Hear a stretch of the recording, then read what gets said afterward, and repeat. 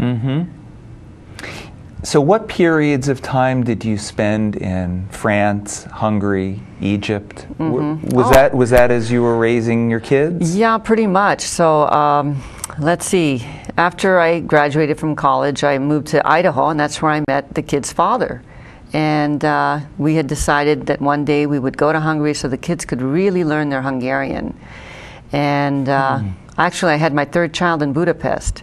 And spent some time there and came back and went to the university again. And then we, just this long story, moved to Seattle and back to Hungary for 4 or 5 years. And in between, we lived in France for 2 years. The kids were always immersed. And so, I have a PhD in education, and I really believe in what I did, and it worked. They're fluent in Hungarian and French. And you got your PhD in the meantime, while you had your kids. And yes, my youngest was 3 years old. Yeah.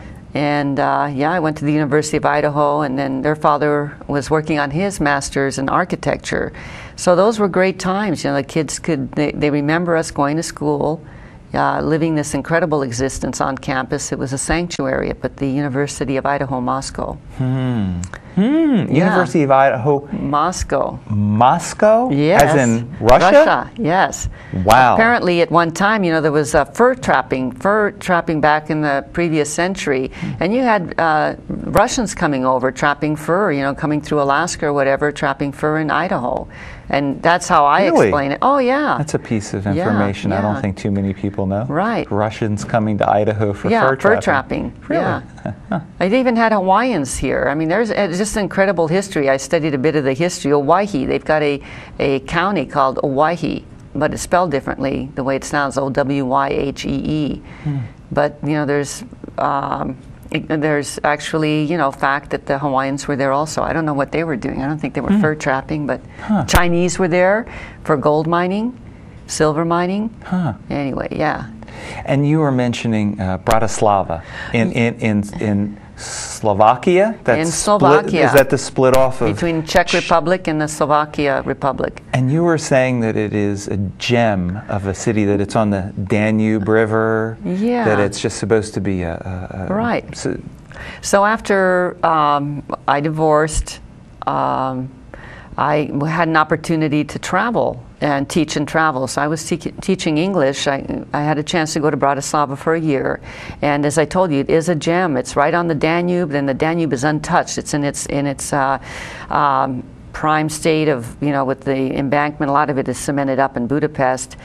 And I lived right on the banks, and Bratislava is all walking. The downtown is incredible. I love that kind of city where you can walk around. Everywhere, yeah. So that was just a blessing to live there, and everything was inexpensive, from opera to theater to ballet. And you took all of that I did, and right across the bridge was Vienna. So a lot of Viennese would come over to Bratislava and enjoy, the culture there that was so inexpensive. Cheaper on your side of the bridge. Oh, yeah. Same as with Budapest. And then, prior to that, you had mentioned Cairo, and I got to travel with the City University and teach in Cairo for a year, and made it all the way to the Red Sea and the Dead Sea and in Israel. Yeah. Jerusalem and Tel Aviv, and just traveled Golan Heights. I love Israel. I was there in the 70s. Beautiful country. It is. If it wasn't so war torn, I really could imagine living there. It's just a beautiful place. Yeah. And when you lived in Cairo, you could see the pyramids from your apartment window. You mentioned it was almost like looking out at the pyramids and watching the sunset. It was a little bit like us looking out at Lanai and Molokai. Exactly. But the sun would go off of the pyramids. Yeah, throughout the different seasons, would travel from, let's say, Lanai over to Molokai, behind Molokai, and that's what it did with the pyramids there in Cairo. So it was incredibly fascinating. It was like, for me, it was like Sesame Street, live Sesame Street, watching lemon baskets being carried on the head. And, I mean, there was something, camels dashing down the streets and mule carts with stubborn donkeys and, just everything right in front of your face every day. I can taste it and smell it when you're talking about that. I love that. It has a certain primal rawness to it. Yeah. I love that. And you also sailed up the famed Nile River? Or actually down, because the the river flows from north to south, or from south to north. And does that make sense? Yeah. So south to north. North. Mm-hmm. So got to see all the incredible temples there, and just I've had a very fascinating life.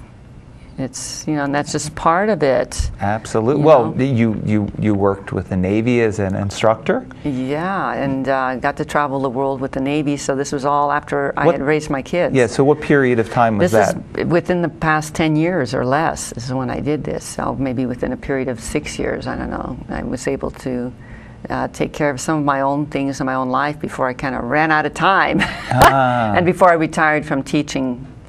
But yeah, so I got to be on board warships in the Arabian Gulf, and got to teach the sailors, and I gained such a respect for the sailors and the life they lived. It was just incredible. Not having done that, I would have no idea what a hard life it is, and how disciplined they are, and how they have to get along in such tight little quarters. And we're bobbing around in the Arabian Gulf, for 2 months. And but we did get to visit many of the Arab Emirates, and got a close look at what's going on there. And so I feel like I have a first-hand view of what's happening in the world. Yeah, it's incredible. So what was some of the things that had you draw from becoming somebody who has a doctorate, and you also have a master's degree?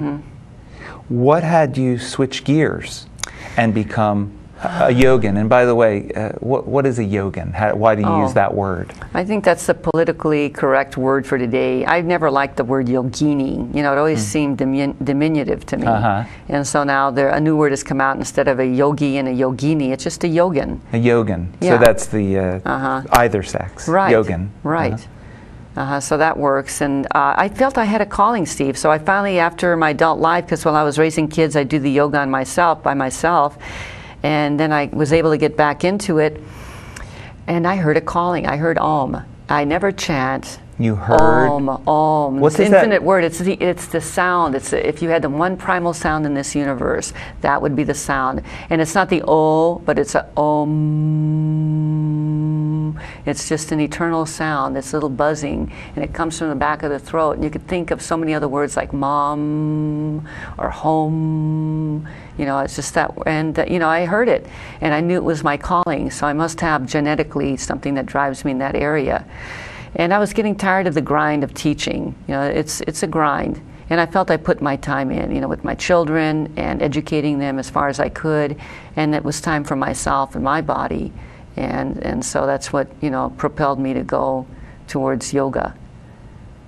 And it's a little bit nebulous when you say that you heard Om. So could you describe, I don't know if you can you describe a little bit more? What does that mean that you heard that? I was in a posture, I was doing a triangle, a trikonasana, and as I was stretching, it felt so good, and it was like, oh, yeah, Om. And I just heard this resonating in my mind. And it wasn't, I didn't make up the sound, it was there. As I said, I'm not the type to chant, so not that I haven't, but, it's not my style. I was pretty much brought up Catholic, and if I do anything, I know all of my Latin liturgy, I know all the songs in Latin, and so I feel like I've been inoculated in a way, that's taken care of. And, so I don't need to chant in another language.